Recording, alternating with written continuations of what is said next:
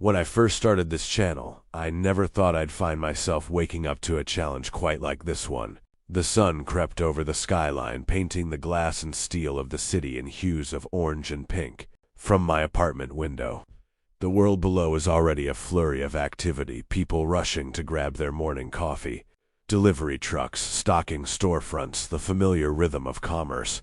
But today I was stepping out of that rhythm. The mission was simple, yet daunting. Survive for 24 hours in this urban jungle without making a single purchase. No coffee, no Metro card, no lunch, no anything that required a tap of a card or the exchange of cash. This wasn't just about saving money. It was about confronting my own reliance on the endless cycle of buying. It was an experiment in resourcefulness, a test of my own discipline. The first few hours were a lesson in temptation. The familiar scent of roasted coffee beans wafted from a cafe on the corner, and my morning routine screamed in protest. I walked past, my stomach rumbling, my brain foggy without its usual caffeine kick.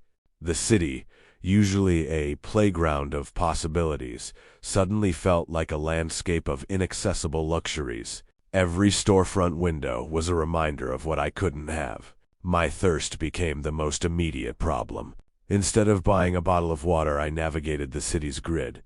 My destination, a small public park I remembered from a weekend stroll. Finding the old, slightly rusty water fountain felt like discovering an oasis in the desert. The water was metallic and cool, a simple necessity I'd always taken for granted. For lunch, the park offered another meager bounty. I scanned the ground beneath the trees, not for picturesque views, but for fallen fruit.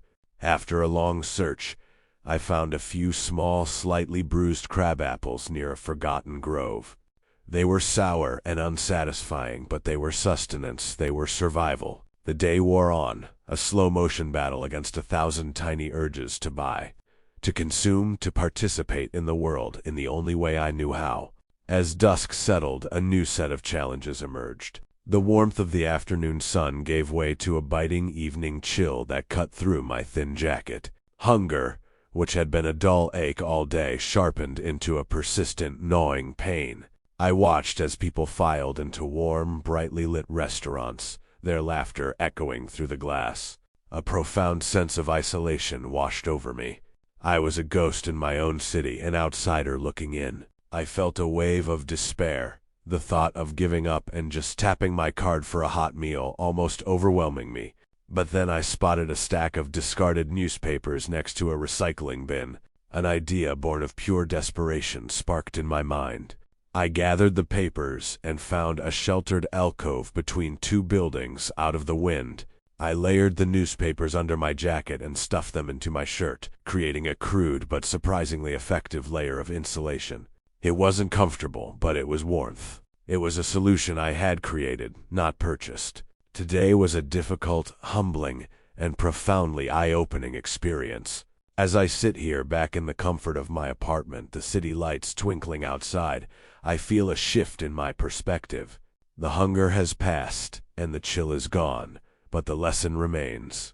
I've spent my life confusing wants with needs, believing that my happiness and comfort were things I had to buy. This experiment stripped everything back to the bare essentials, forcing me to see the world not as a marketplace, but as a space of potential resources. It showed me the sheer abundance we overlook every day and the resilience we have within ourselves.